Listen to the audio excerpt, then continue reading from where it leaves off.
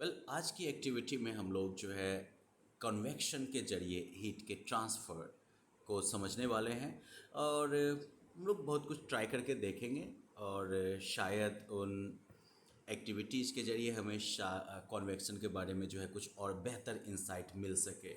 So what I am going to do is going to start with this simulation, जहाँ पर कि एक fluid भरा हुआ है और यहाँ पर हमने जो है बर्नर जो है वो ऑन किया है, राइट। बर्नर के ऑन होने की वजह से जो मूवमेंट हो रहा है, टेम्परेचर को भी हम देखते हैं, राइट। वैसे जो है बेहतर होगा कि हम लोग जो है पार्टिकल्स के मोशन पर ध्यान दें। अब देख रहे होंगे जहाँ पर ये गर्म हो रहा है वहाँ से पार्टिकल जो है वो गर्म होने के बाद गोल गोल ऊपर की तरफ जो है जा रहा है।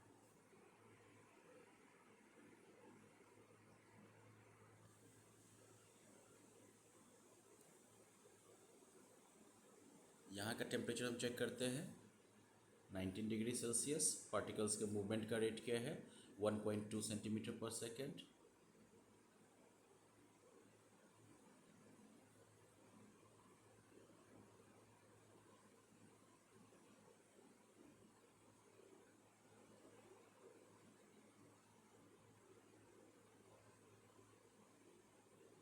ओके,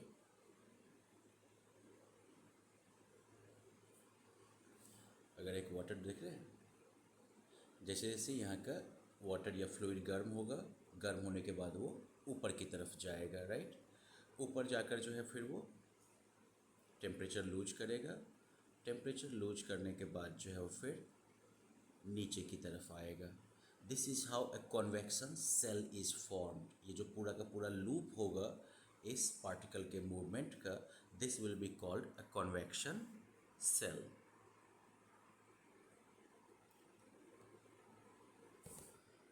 हम रिस्टार्ट करें इसको। यहाँ पर जो है हम टेम्परेचर को बिल्कुल हाई पर करते हैं। अब हमें ज़्यादा मज़ा आएगा शायद।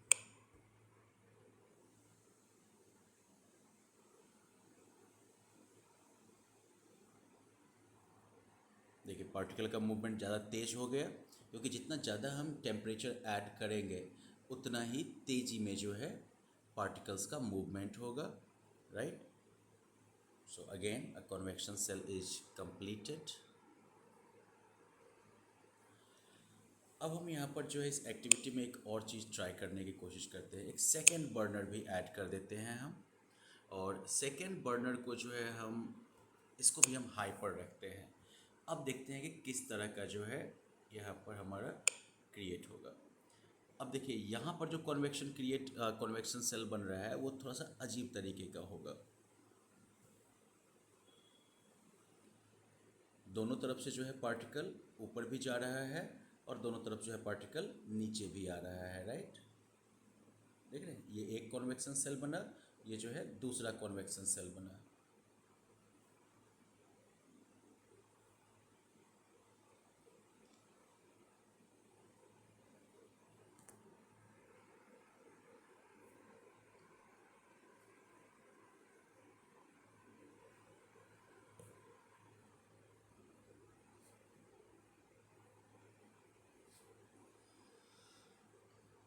हम देख सकते हैं कि पार्टिकल के मूवमेंट की स्पीड जो है वो भी जो है चेंज हो रही है, बढ़ चुकी है जब हमने टेम्परेचर को बढ़ाया है। तो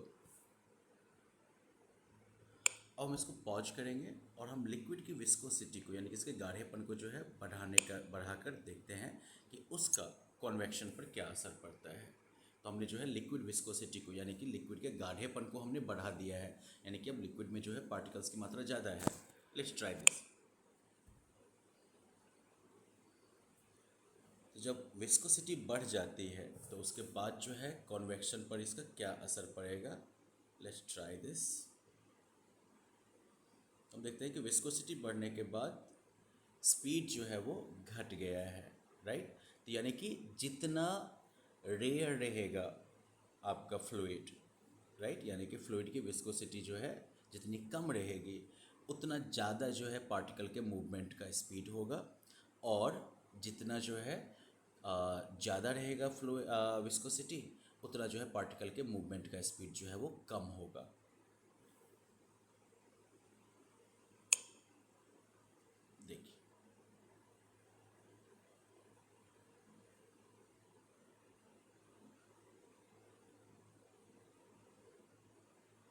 this is the micro view of the drops.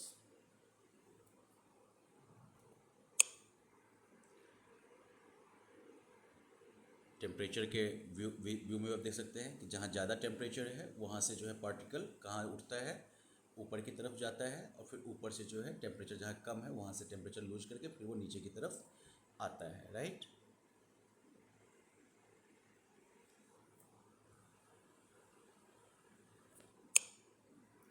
अब इस फेनोमेना के कुछ एग्जाम्पल्स को हम यहाँ पर देखते हैं। कॉन्वेक्शन सेल्स तो आप लोगों ने देख लिया ना, ज़्यादा गर्म से मैटर जो है वो ठंडे की तरफ मूव करता है। तो चलिए यहाँ पर जो है मैंटल में, ओशन में, कोस्ट पर और एटमॉस्फेयर में होने वाले इन कॉन्वेक्शन सेल्स को देखते हैं।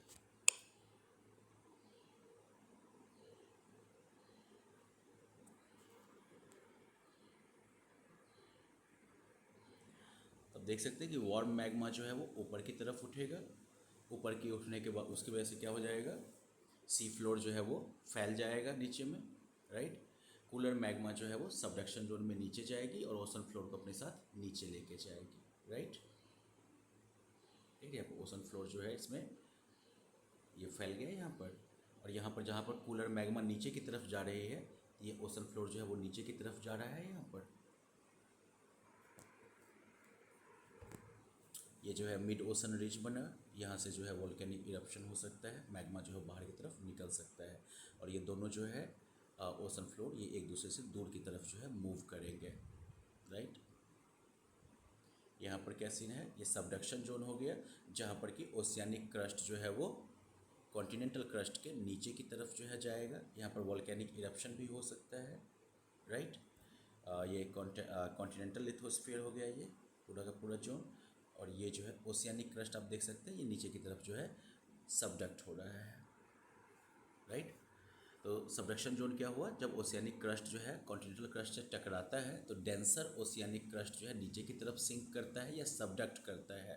ओशियानिक क्रस्ट और कॉन्टिनेंटल लिथोस्फीयर के बीच का जो फ्रिक्शन होता है उसकी वजह से यहाँ पर अर्थक्वेक हो सकते हैं, और इसमें जो है मोल्टेन मैग्मा भी जो है पैदा होगा, जो मैग्मा जो है वो वोल्केनो के जरिए बाहर की तरफ निकलेगा, राइट। वही जो है यहाँ पर हमने क्या देखा था मिड ओशन रिज में कि हॉट बुएंट मैग्मा जो है वो अर्थ के सरफेस की तरफ मूव करेगी, और उसकी वजह से जो है अपलिफ्टिंग होगा, ये क्रस्ट जो है वो ऊपर की तरफ उठेगा, और उसकी वजह से जो है एक अंडर सी माउंटेन रेंज तैयार होगा जिसे कि मिड ओशन रिज कहते हैं। मिड ओशन रिज के दोनों तरफ अगर आप यहाँ पर ध्यान से देखिए, टेक्टोनिक प्लेट जो है वो एक दूसरे से दूर की तरफ शिफ्ट होती हैं, इसे जो है डाइवर्जेंट प्लेट बाउंड्री भी कहते हैं।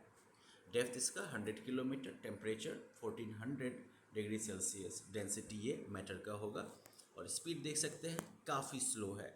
तो वैसे भी कॉन्वेक्शन सेल्स में हमने क्या देखा था कि विस्कोसिटी जितनी बढ़ती जाती है फ्लूइड की, उतना जो है पार्टिकल के मूवमेंट का स्पीड जो है वो घटता जाता है। अब चलिए मेंटल के बाद हम मूव करें ओशन। यहाँ पर ओशन करंट को हम लोग देख रहे हैं,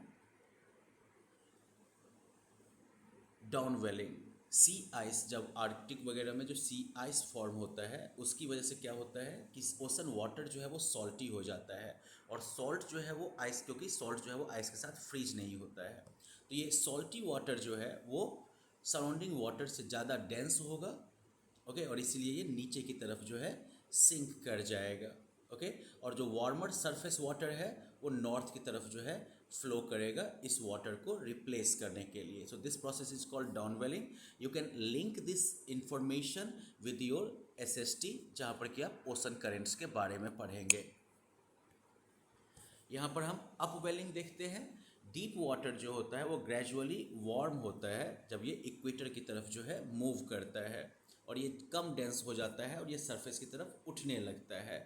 अपवेलिंग वाटर जो है इसमें ढेर सारा न्यूट्रिएंट मौजूद होता है जो कि मरीन लाइफ को सपोर्ट करता है। तो अपवेलिंग जो है ये कई जगहों पर होता है, कोस्ट लाइन, इसके अलावा इंडियन और पैसिफिक ओशन के कुछ हिस्सों में। तो अपवेलिंग समझ गए हम लोग। यहाँ पर आप जो है आप अगले फिनोमेना पर हम लोग मूव करते हैं कोस्टल एरिया पे। तो यहाँ पर देखिए आप लोगों ने जो है वो कोस्टल ब्रिज के बारे में पढ़ा होगा, land bridge and sea bridge, तो उस फिनोमेना को भी आप समझ सकते हैं। बेसिकली क्या हो जाता है कि कोल्ड एयर ओशन के ऊपर जो है वो नीचे की तरफ सिंक होता है, है ना। और नीचे की तरफ जब ये आता है तो ये वार्म अप होता है, वार्म अप होने के बाद फिर ये ऊपर की तरफ जो है उठता है डे टाइम में। नाइट टाइम के फिनोमेना को देखिए आप, तो नाइट टाइम में क्या होता है, तो लैंड जो है वो जल्दी कूल होता है सी के कंपैरिजन में, तो सी के ऊपर का वार्म एयर जो है वो उठता है गर्म होके ऊपर की तरफ, राइट। और लैंड की तरफ से जो कूलर एयर है वो नीचे की तरफ ओशन की तरफ जो है बहते हुए चली आती है, राइट। तो इस तरीके से क्या क्रिएट होता है, रात के टाइम में लैंड ब्रिज क्रिएट होता है, और डे के टाइम में देखिए लैंड का जो एयर होगा वो गर्म होकर ऊपर उठेगा, और सी की तरफ से जो ठंडा एयर होगा वो इधर भरने के लिए आएगा, right. Sinking air and ocean bridge. तो चलिए ये फिनोमेना भी हम लोग समझ गए हैं। एटमॉस्फेयर में ये कैसे काम करता है, तो again you see like the 6 convection belts, ठीक है ना। इधर से आपको सीधा देखना है कि इक्वेटर के ऊपर जो है 3 कॉन्वेक्शन बेल्ट आपका हो गया, और इक्वेटर के नीचे जो है 3 कॉन्वेक्शन बेल्ट हो गया, okay. Polar cell, Ferrel cell and Hadley cell. 30 degree north at altitude जो होगा, यहाँ पर क्या होता है, कूल डेंस एयर जो है वो अपर एटमॉस्फेयर का जो कूल डेंस एयर होता है वो नीचे की तरफ डिसेंड करेगा, और जब ये गर्म होगा तो एयर की जो है मॉइस्चर होल्ड करने की एबिलिटी जो है वो बढ़ जाएगी। तो यहाँ पर जो है क्लाउड फॉर्मेशन है यहाँ पर जो है, लेकिन कह सकते हैं कि या एयर का जो है मॉइस्चर कैरी करने का एबिलिटी कम होता है, इसीलिए क्लाउड फॉर्मेशन भी कम होगा और क्लाइमेट जो है वो ड्राई होगा। ड्राई क्लाइमेट्स की वजह से जो है 930 डिग्री नॉर्थ और साउथ ऑफ इक्वेटर के आसपास में जो है आपको ड्राई डेजर्ट्स वगैरह का बेल्ट जो है वो मिल जाएगा। अब इसके बाद जो है ये जगह देखिए इक्वेटर, तो इक्वेटर के पास गर्म हवा जो है वो ऊपर उठती है, और यहाँ पर इसलिए इवेपोरेशन भी जो है काफ़ी तेज़ी में होता है। जब ये ऊपर उठती है तो साथ में मॉइस्चर कैरी करके ऊपर ले जाती है, ठंडी होती है, कंडेंसेशन होता है और क्लाउड फॉर्म होता है, और यही वजह है कि इक्वेटर के आसपास जो है बारिश सबसे ज़्यादा होती है। तो चलिए हम लोगों ने बेटा यहाँ पर कॉन्वेक्शन का हमारे लिथोस्फीयर में या मेंटल में क्या असर होता है, ओशंस में क्या होता है, कोस्टल एरिया में क्या होता है, और एटमॉस्फेयर पे क्या होता है, ये सारी एग्जांपल्स भी देख लिए, और साथ ही हमने यहाँ पर ये भी देख लिया कि किस तरीके से कॉन्वेक्शन में जो है किस तरह से हीट का ट्रांसफ़र होता है, जहाँ पर कि हीटेड पार्टिकल जो होता है वो ऊपर की तरफ उठता है, ऊपर जाकर जो है ये फिर ठंडा होकर नीचे की तरफ जो है ये आता है, right. This is the whole convection cycle. I hope you have understood it, thank you. अब जो है अब यहाँ पर कुछ क्वेश्चन आंसर तो कर लेते हैं कि बर्नर जो है वो राइट साइड ऑफ बीकर जो है प्लेस की गई है, तो इसमें से कौन सा इमेज जो है वो लिक्विड के सही मोशन को दिखा रहा है, कि इधर से गर्म होकर ऊपर उठना और इधर जो है नीचे आना। सो आपको कौन सा सही लगता है, मुझे तो बी सही लग रहा है, so I am going with B. यहाँ पर जो है इस तरह का कॉन्वेक्शन सेल कहाँ क्रिएट होगा, देखिए यहाँ पर ध्यान से, तो यहाँ पर 2 कॉन्वेक्शन सेल्स जो हैं वो क्रिएट हो रहे हैं। तो 2 कॉन्वेक्शन सेल्स चूँकि एक देख रहे हैं आप यहाँ पर उठ के इधर से इधर की तरफ जा रहा है, राइट, और एक कॉन्वेक्शन सेल जो है यहाँ क्रिएट हो रहा है। So I think I will go with D. So image D is my choice. Which of the following statement is true about the movement of fluid in a convection cell? So well, hot fluid rises, cold fluid sinks because it is denser. बाकी कोई statement जो है पूरी तरह से सही नहीं है। फॉरेस्ट फायर जो है वो एक कोल्ड लेक के बगल में फॉरेस्ट फायर जल रहा है, तो इनमें से कौन सा इमेज जो है वो उससे तैयार होने वाले कॉन्वेक्शन सेल को जो है सही तरीके से डिपिक्ट करेगा। देखिए यहाँ पर आग चल रही है, तो यहाँ पर हवा गर्म होगी, हवा गर्म होकर ऊपर जाएगी, और फिर जो है वो किधर मूव करेगी, लेक की तरफ, जहाँ पर कि ठंडा टेम्परेचर है। लेक का जो ठंडा वाला हवा होगा वो इसकी जगह को भरने के लिए जो है आएगा। तो A in my opinion shows the right convection cell that will form here, right, क्योंकि ये तो कॉन्वेक्शन सेल बन ही नहीं रहा है, ये ऊपर गया और ये इधर आ गया तो चलेगा नहीं। इस वाले में जो है ये उल्टा साइकिल चल रहा है कि ठंडा वाला पानी हवा जो है ऊपर उठेगा और गर्म वाला नीचे आएगा, ये तो पॉसिबल नहीं है, right. So now what are 2 reasons that ocean water sinks in the Arctic ocean. देखिए इसका 2 रीजन है कि पहली बात ये कि जैसे ही आर्कटिक ओशन की तरफ जाइएगा तो सी वाटर जो है वो आइस में बदलने लगता है, सॉल्ट जो है वो आइस में नहीं बदलता, तो इस वजह से वाटर में आइस सॉल्ट की मात्रा बढ़ जाती है और इस वजह से वाटर जो है वो ज़्यादा डेंस हो जाता है। दूसरा कि आर्कटिक की तरफ जाकर जो है वाटर का टेम्परेचर भी जो है वो घट जाता है, तो इस वजह से वो जो ज़्यादा कोल्डर हो जाता है। तो तो इसीलिए दो रीजन मेरे हिसाब से होंगे, the surface water is colder and more salty than normal. So let's check the answers. Okay, yes. So among the answers that I picked, I got the second answer wrong. मैंने assume किया था कि दो convection cell पैदा हो रहे हैं, तो यहाँ पर जो है दो अलग अलग बर्नर रखे होंगे, लेकिन मैंने एक इन्फॉर्मेशन पर ध्यान नहीं दिया कि बेसिकली दोनों कॉन्वेक्शन सेल का जो ऊपर उठने का सिलसिला है वो एक ही पॉइंट से पैदा हो रहा है, राइट. तो इसलिए जो है बर्नर का प्लेसमेंट सेंटर में जो होगा वो ज़्यादा सही होगा कि यहाँ से जो है पार्टिकल गर्म होकर ऊपर जाएगा और दोनों तरफ चूँकि कम टेम्परेचर है तो इधर इधर दोनों तरफ जो है वो पार्टिकल फिर मूव करके और नीचे की तरफ डिसेंड करेगा. So well, that is it about this lesson. I hope you understood the concept well. आप इन एक्सप्लेनेशन को पढ़ के और इसको बढ़िया से समझ सकते हैं.